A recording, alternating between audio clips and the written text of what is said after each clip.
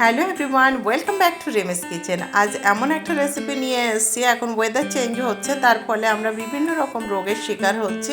আর সেই রোগের হাত থেকে মুক্তি পেতে আমরা কিছু ঘরোয়া টিপস অবলম্বন করি। সেই টিপসের মধ্যে বিশেষ একটা ইনগ্রেডিয়েন্টস হচ্ছে নিম পাতা। আমি সেই নিম পাতা আলুর একটা রেসিপি নিয়ে হাজির হয়েছি। আমার চ্যানেলে নতুন ভিউয়ার্স হলে একটা লাইক করে দিন, শেয়ার করুন, কমেন্ট করুন আর অবশ্যই সাবস্ক্রাইব করে দিন। চলুন দেখে নিই আমি নিম পাতা আর আলুর রেসিপিটা কিভাবে বানাচ্ছি।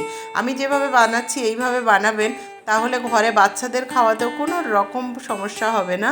সে ঔষধ খেতে মিছে বলা, বাচ্চাদের একটা কথা আমরা বলি না, সেটা বলতে হবে না। ওরা খুব আনন্দ সহকারে রেসিপিটাকে অ্যাকসেপ্ট করবেন। একবার বানিয়ে দেখুন।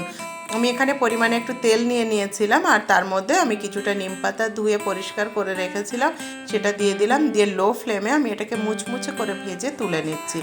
এই প্রসেসে যদি রেসিপিটা বানান তাহলে কি হবে, আলুর ভিতর পর্যন্ত তেতো যাবে না, শুধু বাইরে পোর্শনটা তেতো থাকবে।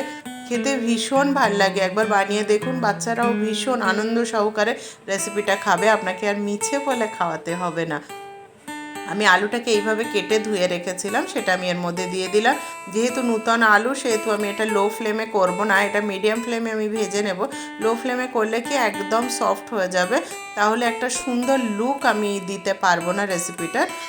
আমার মোটামুটি 80% ভাজা হয়ে গেছে, তারপরে কিন্তু আমি লবণটা দেব। এর আগে লবণ দিলে কি হবে, এতে জল ছাড়বে, আর জল ছেড়ে দিলে আমি আলুটাকে সুন্দরভাবে ফ্রাই করতে পারবো না। এখন আমি একটু লবণ আর খুবই অল্প একটু হলুদ এখানে দিয়ে দিচ্ছি। এই ধরনের রেসিপিতে কিন্তু বেশি মশলা হলুদ একদম ভাল লাগে না, যত সামান্য হলুদ দিয়ে দিলাম, জাস্ট একটু কালার হওয়ার জন্য। আমার ভীষণ ভাল লাগে। তো আমার তো মনে হয় এই ধরনের রেসিপিতে একটু হলুদ টলুদ কম থাকলে এই লুকটা খুব ভালো আসে। ওই পেলে দর্শনধারে ফির গুণ বিচারি আর কি। প্রত্যেকটা রেসিপির ক্ষেত্রে এটা কিন্তু প্রযোজ্য একটা শব্দ। আমি কিন্তু পুরোটাই মিডিয়াম ফ্লেমেই রান্নাটা করলাম। দেখুন আমার আলুটা ভাজা হয়ে গেছে, কি সুন্দর একদম গোল্ডেন ফ্রাই হয়ে গেছে। এবারে আমি এর মধ্যে আমার যে নিম পাতাটা ভেজে রেখেছিলাম সেটা দিয়ে দিচ্ছি। এটা আপনারা হাত দিয়ে একদম গুঁড়ো করে দিতে পারেন, এছাড়া এইভাবেই দিয়ে দিতে পারেন।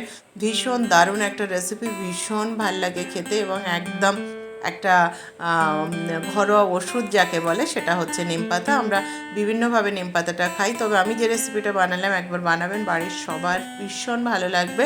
সত্যি কথা বলতে কি, এটা রুটির সঙ্গে আমার ভীষণ ভালো লাগে, কিন্তু ভাতের সঙ্গে best recipe. Thank you for watching.